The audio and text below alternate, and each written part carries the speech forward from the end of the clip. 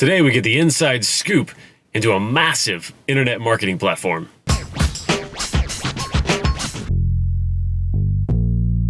How's it going, everybody? Jason Croft here, the credibility craftsman, and we've got Kevin Strawbridge on the show today. I'm so excited to be bringing him to you guys. I've known Kevin for a couple of years now, and even on the past show, Startup Dallas, it was, I always wanted to bring him on there and never got a chance to. So I'm excited to just finally have him on the show to talk about his past a little bit into the startup community and into past e-commerce roles that he's had. It's just been phenomenal career. He's now the CEO of ClickBank, and ClickBank, if you don't know, is a massive platform for internet marketing, for affiliate programs. We dig into it a bunch on the show, so I won't go into too much of it now. But it's a huge play. It's a great spot for Kevin and a great spot for them to have him on board, helping them out. Let's jump in with Kevin Strawbridge. Hello. Mr. Welcome Croft. to the vehicle, sir. Thank you. It's been a long time coming. It has been a long time coming. So I'm excited to chat with you about both everything you got going on now, but also, man, your ties and your journey through the startup community here in Dallas, well before even where you are now, CEO of ClickBank, and we're in lovely Frisco, Texas. This is a beautiful afternoon for November, yes? It is amazing. Love this. So we're going to wind around here. Kevin, tell everybody kind of, you don't have to go back to birth or anything, but a little bit of your origin story, certainly in the startup world and around here in Dallas-Fort Worth. Well, it's funny you say I shouldn't go back to birth, but if you want to, you certainly can. one of the things, I just taught a class at Baylor this last week, and one of my intro slides, it's the third time I've taught this digital marketing class at Baylor University, and my intro slide is the day I was born, because the same day that I was born, the exact same day that I was born, was the first day of the internet. Literally the first day of the internet, and the first time an ATM machine that dispensed cash was ever used in the United States. Oh my goodness. So I always tell people that I was destined to be involved in the internet and cash money. Yes, I love it. Internet, Kevin, Cash money, all together. Put your hands together. I love it. So what's gotten, I guess you started even on just the entrepreneurial side of things in life. What were the beginnings there? Back when I was a kid, so kind of, 10 to 13 years old, my mom worked for a company called Raychem when we lived up in Seattle. And by the way, it's interesting. I've seemed to have always been around like major entrepreneurs as well. So Microsoft started just down the street from me when I was a kid, and Dell Computer started just down the street from me when I was a kid. And but I met this sales guy, and he was an entrepreneur at heart.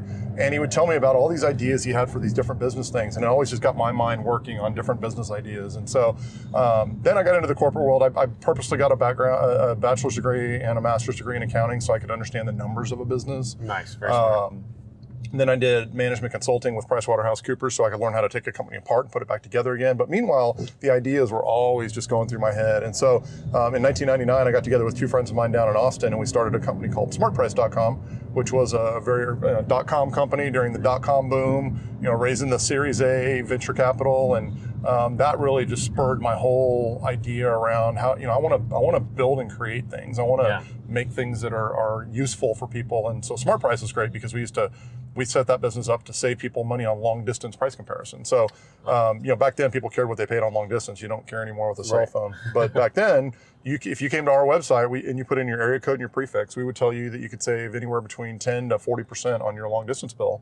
And that was money in your pocket every month. Oh, yeah. And so we built that business, got it up and running, and then I got recruited into JCPenney to come up. And then that became more of an entrepreneurial type thing, which was really interesting because I when you're with a startup, obviously you're always constrained by time, money, and resources. Right. At JCPenney.com, we were constrained by none of those things, and we got to build a really, really cool business from the inside out. So that's kind of the other side that I've gotten to experience. And what was that sort of startup-ness that they were looking for, and the stuff that you kind of worked on there? Yeah, so it was literally, here's JCPenney that's almost 100-year-old business when I joined them. They had a catalog business that had been around forever, and there's this thing called e-commerce, like what's e-commerce? Why does that matter? And what I brought to the table was that ability to really understand how the data worked, how a user experience worked, how people were transitioning into an online state. And so I worked, I mean, it wasn't just me, there were a whole bunch of people at jcpenney.com, which was great, but a lot of really smart people coming together and literally just being able to go into a room, throw up on a whiteboard anything that we were thinking about and work through the different opportunities and aspects around how to put things together and literally just do it with a white canvas. And to me, it was the perfect entrepreneurial world because you could try anything you want and fail as much as you wanted to, but just keep trying. And that was sort of our rule, as opposed to a lot of times with a startup, you know, there's a lot of people that are constrained by what they can try because if they fail, they fail. They're done. Yeah, and we had that ability. So what it did was it taught me a lot about discipline around how to, you know, make sure that you understand the business case for something, understand from the beginning how you're optimizing your spend, maximizing your revenue. And I think that sort of, you know, when you fast forward then 15 more years later, when I got really involved deeply with the Dallas startup community, that lean methodology, that notion of you don't go build something and then expect everybody to come use it. You find out what people want and then go build it. And then when you do that, you'll have a much better result. It's amazing the difference in that. Totally. That makes. Well, and it's great too that even within JCPenney, it was, I mean, they put that together, but then really allowed you to do that because a lot of large companies like that say they want innovation and all that, and then as soon as you're outside of any kind of box, they shove you back in. Well, and the best part about JCPenney was JCPenney at the time, we were a $17 billion company, much smaller today. The catalog business was about $4 billion. JCPenney.com was $180 million. And so when Alan Questrom started with the company, he said, you know, e-commerce is going to be something, but we got to focus on our core business right now. And so he literally said, you guys just do your thing. Nice. I'm going to leave you alone. And it wasn't until the last year that I was there, which was his last year as well, was the first time he went to Wall Street and said something about how e-commerce was going to be the core and the hub of the JCPenney business. And that was when the scrutiny started to come in. It was about the time I was leaving. But, you know, and then things really did, things continued well for JCPenney.com past then. So it ended up being a $1.65 billion enterprise, essentially. It's now about half that. It's come down a lot since the retail business for JCPenney has gone away. But again, we had that freedom and flexibility to do whatever we wanted to. So what was next? What was that journey after that? You know, from my perspective, just from a career perspective, for me, it was about going from that role where I was sort of the internal mercenary for the company and being put on projects and solving things to getting an opportunity to work with, for, and lead people. And so I moved into a director of e-commerce role with a company in Chicago. Subsequently ended up being a VP of marketing and e-commerce for a greeting cards company here in Plano. And then several other e-commerce roles along the way. But all of those really stepping stones to gathering more experience around what I wanted to have, you know, my business career be focused on, which was e-commerce, digital marketing, the whole direct-to-consumer model. So I always talk about there's 4 pillars in that space, and it's marketing, merchandising, operations, and analytics. And every stop in my career has been gathering more understanding and data around those individual points to where now I can lead a team from, you know, a top position within the company. But what I always love is I always tell people, I don't ever ask anybody to do something either I haven't done before or I'm not willing to do myself. So, you know, that experiential aspect gives me, I think, a lot more credibility in my roles. But it also gives me a deeper understanding of what I want to accomplish and what I think we want to ultimately accomplish for our customers. Oh, yeah. That's fantastic. And you've taken those pillars and that experience and everything through several iterations now. Yep. So what is the latest move? How did this come about with ClickBank and how are all these things coming together? Yeah. So it's interesting. So in November of 2015, I was recruited into a position here in Irving, Texas with a company called MAG, which was Motorsport Aftermarket Group. They had a retail division that sold aftermarket gear, parts, and accessories for motorcycle riders. And so our two go-to-market .com businesses were JMP Cycles. It's always JMP Cycles and JCPenney. I always have to JPC, JCP. So JMPCycles.com and MotorcycleSuperstore.com. And so I was brought in to run that line of business. And it was interesting because it really put a capstone on my career in terms of being able to come in and run a division soup to nuts where we were responsible for the website, the catalog, the stores, getting that message out to our customers, then making sure we had the right products in stock, and then ultimately being able to fulfill those products through our distribution center, provide the customer service through our call center, and do all that. So I did that for almost 2 years.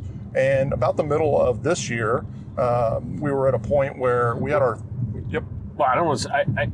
The only reason I want to interrupt for a second is because anybody out there watching, like, and that's when you and I sort of linked up when I first knew what you were doing and up to, and jumped into MAG and everything. And I just remember, and just for the viewers and the listeners here, in case there's some conception of like, oh, a little motorcycle company. Yeah.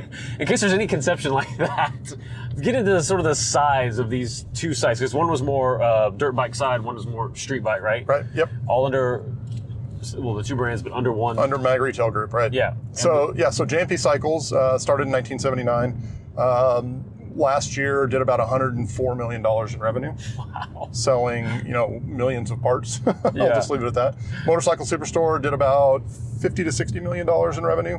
JMP Cycles more on the street bike side, to your point, so the Harleys and the Indians type bikes. And then on the Motorcycle Superstore side, it was the dirt bikes, and then some of the other types of street bikes as well that were the Yamahas and the Kawasaki's and the Suzuki's and whatnot. Oh, gotcha. Yeah. But yeah, big business. And so, combined with some of the changes we made, roughly $140 million business, and easily the largest aftermarket gear parts and accessories company in the motorcycle space. Competitors included companies like Revzilla, Bike Bandit, and the like. Revzilla was a really strong and very interesting company as well. They did some pretty amazing things, but we competed in that space pretty heartily. Very nice. And then we were getting into in the middle of last year. Oh, yeah. So middle of last year, we actually had our 3 biggest months ever for JMP Cycles and in the history of the business. And that kind of caused me to say, okay, I was brought into this business to help straighten some things out, get some things squared away. And the founder of JMP Cycles had passed away in April of this year. Okay. And his son actually worked for me. His name is Zach Parham. And Zach is an amazing, he's a prodigy when it comes to the motorcycle space. So he understands the merchandise like nobody else. He's literally born into this business. Right. And, rides everything, loves everything he rides, and knows the business, knows the vendors, everything else. And I went to Zach and said, hey, is there a chance that you might have an interest in sort of advancing your career to the point where you could run your family's business again, essentially? Because they had sold the company many years earlier to the parent company that we worked for. Okay. And so they didn't own the company anymore, but Zach said, yeah, I think I'm ready to take this and run it. And so I sort of saw this really unique point in time where things were good for the business. Here's a protege that's coming into his own and has the capability to run this business. Yeah. And me kind of saying, I don't know what I want to do yet next with my career. And so I was considering ideas around maybe getting back into the startup area and working with startups or starting something again, or maybe taking another job. Yeah, I remember talking to you during that sort of flux time a little bit, because you had the entrepreneurial side tugging a little bit, and, right? And as it always does. Yes, but all these strengths, on bigger side of things, and right.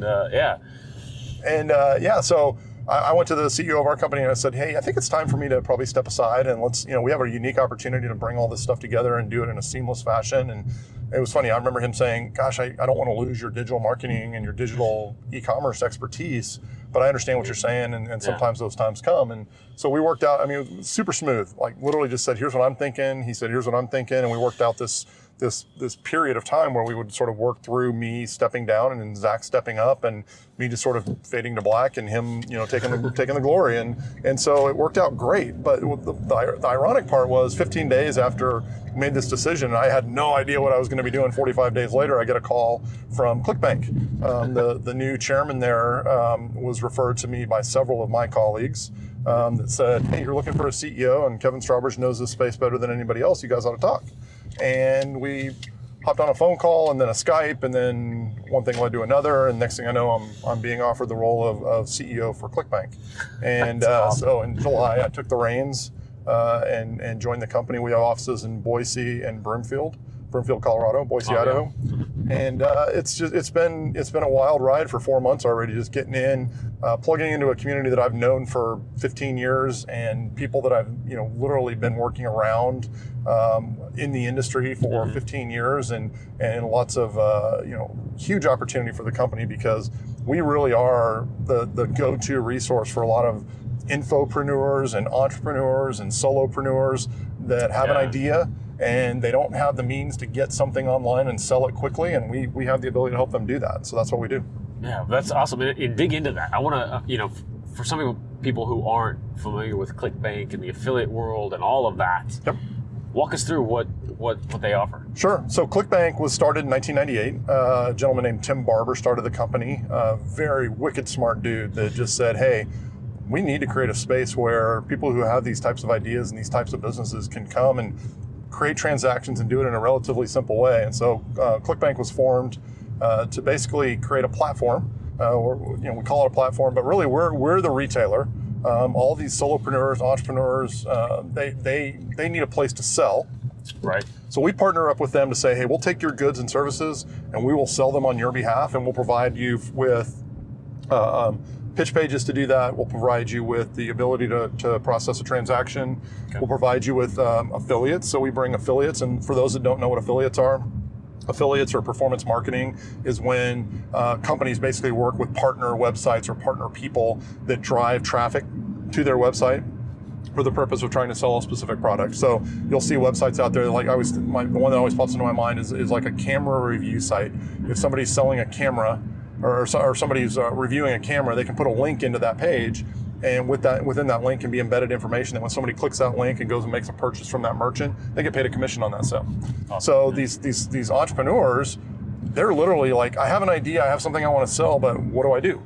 And we say, come work with ClickBank, and you have the ability to have access to these marketing partners, the ability to process these transactions, and to essentially have a full soup to nuts retail experience for your customers. And so we provide that for them, and we've worked with hundreds of thousands of people selling goods and services in the last 20 years, transacted over $4.2 billion worth of transactions, 60 million customers that have gone through the pipeline, and all of that just, again, to help fulfill a lot of dreams for people. Oh yeah, and I mean, that piece of it, I mean, there's one thing with the platform, there's one thing with the pages and the marketplace and all that, but that piece too of being able to have an affiliate program, like just like natively in that whole thing. So you're not, as the creator of this and the seller, you're not having to keep up with, oh, well, I owe Joe 0.27 cents on this sale. It's like, it's just all kicking through, and just that part of it being automated is a huge thing. Yeah, and that's what we do. I mean, the whole backbone of what we do is bringing together the merchant partner with us as the retailer, the affiliate marketer, and then the ability to, all the pipes to make all this work, so that literally somebody can write their ebook, present it onto the ClickBank ecosystem, have all these people come in and say, hey, I want to help you sell it for you. They get paid, we get paid, the merchant gets paid, or the entrepreneur gets paid, and it works out super well. That's fantastic. I mean, even today, tell everybody about the story. Even just today, while you were waiting for your ride to show up. Yeah, exactly. Yeah, I was sitting at the Starbucks Reserve up in Legacy West, and I'm wearing my ClickBank shirt, and this guy walks up to me and says, "Hey, you're wearing a ClickBank shirt. What do you do with ClickBank?" And I said, "Well, I'm actually the CEO of ClickBank." He said, "No way, that's incredible." He goes, I use ClickBank to sell a book that I've created for anxiety hack. It's called Anxiety Hacking, and he walks me through, sort of his experience where he was in the military, and in 2013 he got out of the military and wasn't sure what to do. Ended up being homeless for a period of time, and basically started writing this book around how to deal with anxiety. And so he built this whole system of how to deal with anxiety. He's got his ebook, he's got an audio book, and now he's got this course that he's put together. And he just said, man, it's incredible that ClickBank was there to help me kind of get this stuff up and going. And now I'm in this ecosystem. I had these dreams, and I'm fulfilling these dreams, and I'm making this money that I never thought that I was going to make. And ClickBank was part of that. Now, again, it's 99% him, right? We bring an aspect for them to be able to do that. And I have a huge appreciation for all these people. He's not the first story I've heard that from. There's a guy named Fred Lamb.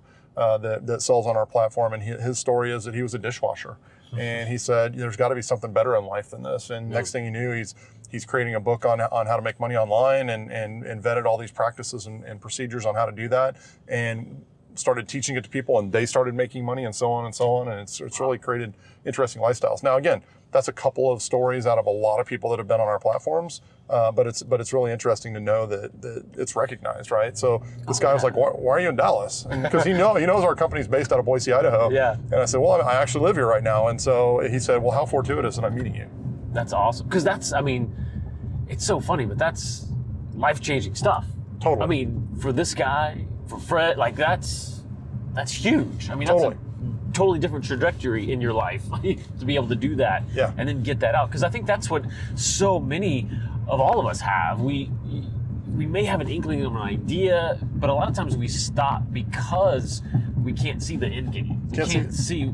That's great. I could write this, but then I'm going to sit here with it. What am I going to do with it? Right? Or I know a lot of people who've written it, and they're like, I don't know what to do next. Yeah. And ClickBank's literally there to say, we can help you do all the pieces that you need to do that. And I'm not trying to push ClickBank. I mean, I love talking to you because it's a Dallas community and all that. But I mean, I love the fact, that's one of the things I tell in our mission statement. One of the things we talk about is that we create life-changing possibilities. And it's not just for us.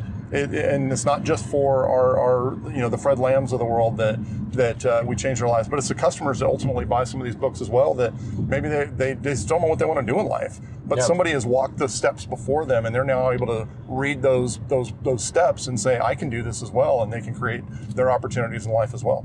Oh yeah. And then, so what are some of those resources? How is that kind of partnership working? I mean, I know you kind of skimmed over at a high level the platform and those things that are in there. What are some of those resources kind of specifically to somebody who's wanting to go and sell their stuff? Yeah, so what we do is we provide access to what typically are called sales funnels. Mm-hmm. So when you come and you come to ClickBank and you sign up, first of all, you sign up, you get an account. And once you get an account, then you have the ability to go out and create these what are called pitch pages or funnel pages. Mm-hmm. And they're very tried and true pages that have conversion features and layouts and designs that will help people to see the product in the light that you want them to see it, so they're more likely to buy it. Nice. So kind of a templatized version of this. Okay. Right, and all of that is fully tracked. So we know where people look at things on a page. We understand what buttons they click and why they click it, all the conversion rates that go with that, and then we turn around and share that information back so that they can tweak and refine their sales offering that goes along with that. And then so once they get it up and running, then we give them the access to be able to put their products into what we call our marketplace. So their product is in the marketplace. That means any affiliate can come by and say, I want to sign up to be an affiliate with you, and they'll work out the terms and deals related to that. So if you have an ebook that you sell for, say it's $19.99, and you as the person selling it realize, I'd like to make 50% of that. I'm willing to share 50% of that with somebody.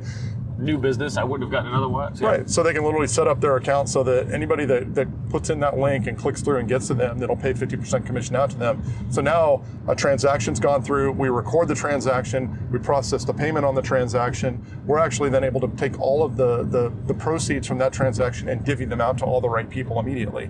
So if an affiliate refers the traffic to you and somebody makes that purchase, then you as the merchant get, essentially you've sold a $20 item, but you're giving away a 50% commission. And then you also pay us a fee. There's a fee associated with us. So on the $20 transaction, you may end up with, say, $8 or $9, but it's $8 or $9 you wouldn't have had if you wouldn't have been plugged into this ecosystem. Yeah. And then ultimately what all of our clients do is they basically create lists over time where they create new products and new offerings that go around the products that they have, and that ecosystem gives them the ability to start to upsell against different pieces that they have as well, so they can sell multiple items and start to create more revenue off those items. Oh, that's great. That's fantastic. So, and that's been different versions of that have been evolving as you since '98, of course. You're in a different place. What's that trajectory as you see it now? Certainly some top secret information would be nice. That would be perfect. Top secret? Yes. But overall, like, where are there other areas you're looking to get into, or either just an evolution of all this? So from our perspective, right now, we're really focusing in on our core business, and there's nothing secret about that. I've told a lot of our clients about this as well. But so ClickBank over the last couple of years has tried a few things that just haven't worked the way they expected them to. And so what we're doing is we're making sure that we're trying to make our platform what I call Fisher Price simple. So right now, if you go to ClickBank, it's a little bit challenging to get your thing up and running. I say, hey, I just mentioned, you could come set up your ebook and get going on it. It's not that easy. We want to create opportunities to make it a lot simpler to do that. So we have a new product management team that's coming into place. We're going to be looking at things much more from a client perspective than we have in the past, and start to create the opportunity for people to set things up and run them much more smoothly than they've been able to. So that's what we're going to focus on probably over the rest of this year and through into 2018. As we go into the latter part of 2018, some of the things that we're going to really work on next is how to get deeper into the analytics around what we're doing. So, and again, nothing top secret there either. I mean, everybody always wants to know what performs, what doesn't perform. What's the value of what I'm doing versus not doing something? And the number one question we get from our clients over and over and over again is, what's the lifetime value of a customer? And for us, we have access to all that information. So we've got to figure out how to start pulling all that information together to be able to say, when Jenny Smith comes and buys X, there's this much value in her transaction to you as a merchant partner. And then we can also look at that more holistically, because we get to see all of the transactions across all of the people and be able to start to say, and by the way, they're more likely to buy these other products as well. So analytics is a big part of that. Well, yeah, because as soon as you know that, then you can know how much you can spend to advertise to get that one customer. If you know that, in 60 days, they're going to bring you back X amount of dollars. Then the last thing, and this is all pretty top secret because we're just literally talking about it right now, but we've got hundreds of thousands of affiliates, we've got hundreds of thousands of merchant partners, and millions of customers that have gone through the ClickBank ecosystem. Yeah. And we have the ability to actually start creating more tracking around that for affiliate tracking purposes. So right now, if you work with ClickBank, we process the transaction for you. We take care of all the different aspects of it. But if you have your own ability to process payments and you want to run your own website, we don't have a problem with that. We could actually help still connect you with the affiliates and be able to track that for you. So we're going to work on starting to put that together as well. So that would be very similar to what a share a sale does now, or a commission junction, or a Rakuten link share, or something like that. So this is awesome. How does ClickBank typically, essentially market ClickBank? Is it just a matter of just this network is massive enough now, or how are you trying to reach into new areas? Yeah, it's interesting. So new areas, we have a primary new area that we're going into, which is physical goods. So ClickBank was born on the back of digital items. So somebody writes an ebook, real easy. Put the ebook into a file format. We can distribute that because we become the merchant of record. So we essentially take possession of the digital good, and then we sell the digital good out, right? Well, as time has evolved, and as these marketers have gotten a lot more savvy and smarter at what they're doing, they've started to realize, if I sell an ebook on how to do a paleo diet, I could probably start to sell products that are physical products that go with a paleo diet. And so we've been focused over the last couple of years getting into physical products, which now make up about 20% of the items that we sell. The beauty of physical products as well is the return rates are significantly lower, right? Because what you'll see with a lot of ebooks is people will buy them and read them and then say, this wasn't what I wanted, and they want their money back. Well, with a physical good, once you get it, it's tangible. You're holding on to it. It's got value. And so we're actually seeing a lot of the ebooks. People are now starting to print them and ship them. And while there's a cost to printing and shipping, and it almost is like blasphemy in the digital world, right? When people get those, they're going to put them on their coffee table and they're going to hold on to them. They're going to take pride in the fact that they own something. Yeah. And next thing you know, the returns don't come back because you're most likely just not going to mess with it. But two, you realize now you have this thing that you're going to go back to that you're not going to lose in some filing system that you put on your computer because you can never remember where you put anything. Right. And just that perceived value. You still have that human. The tactile. Right. That's why I always talk about when I was at JCPenney, we were a big catalog company, obviously. A couple of years after I left JCPenney, they got rid of all their catalogs, and now they've brought back multiple titles because people want to be able to physically touch something, and it helps the process. So physical goods has been a big deal for us, and we're looking for and finding more and more merchant partners to partner with on physical goods that we're selling. And so, like, again, I talked about the paleo. We've got several really good paleo clients that sell recipe books and ebooks and how-tos and this and that.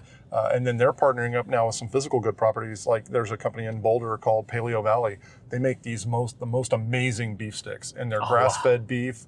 They've got garlic and jalapeno. I met the guys my third or fourth day with the company, and they gave me some, and I'm eating them. Like, these things are amazing, and they're 100% paleo approved.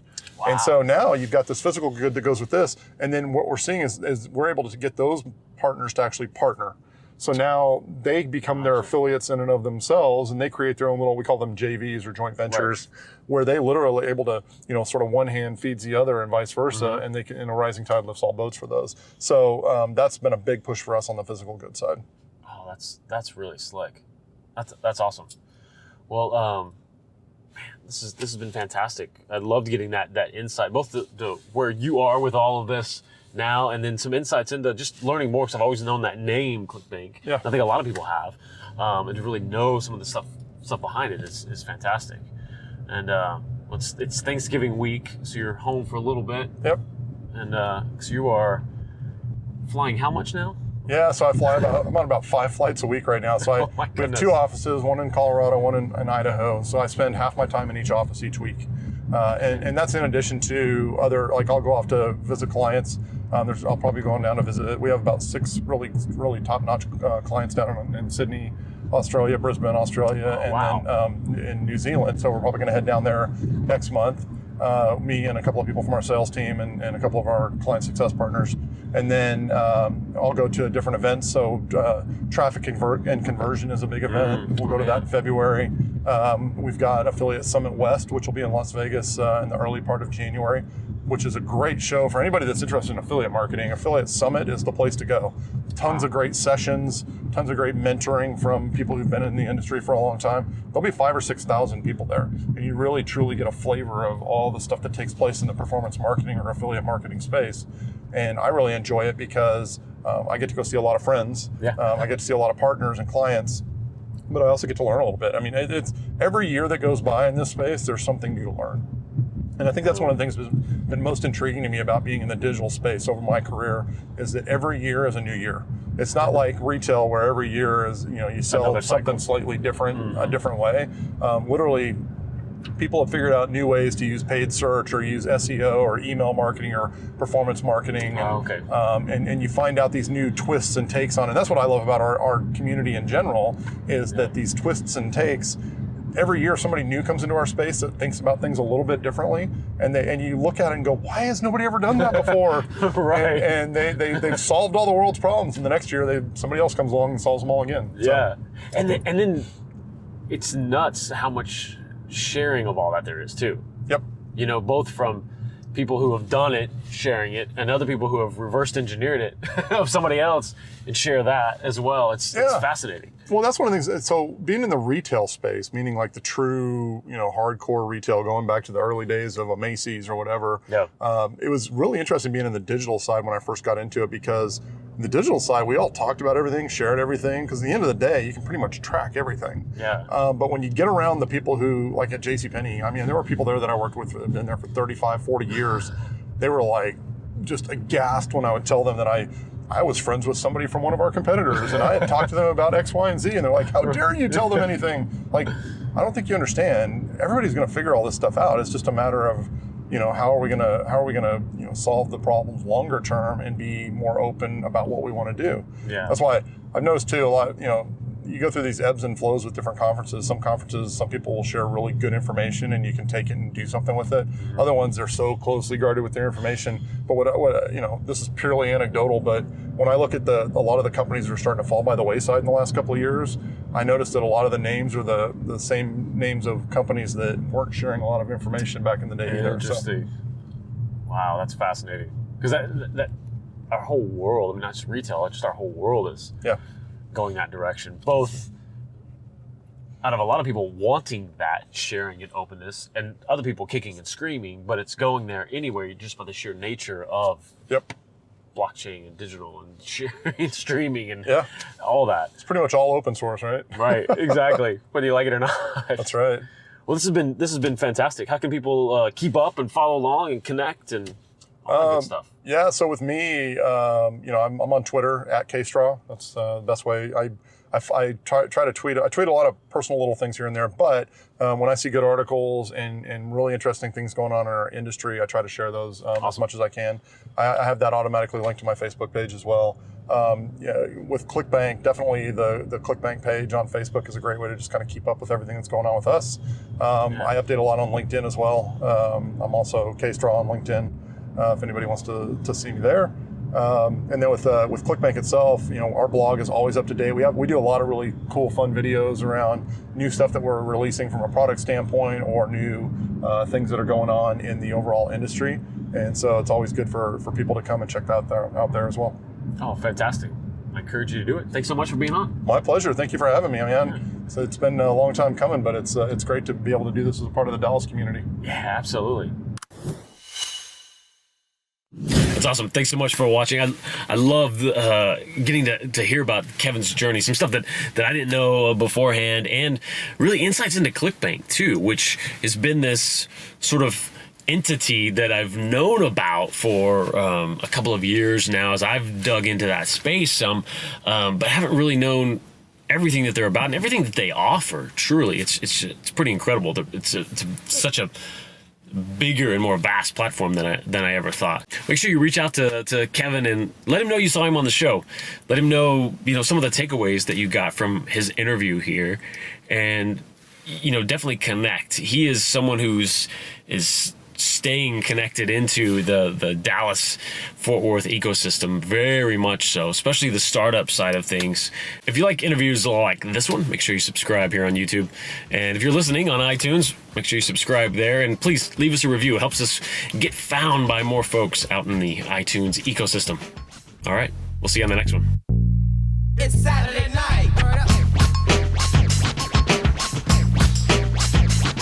It was Saturday night and I'm feeling kinda silly.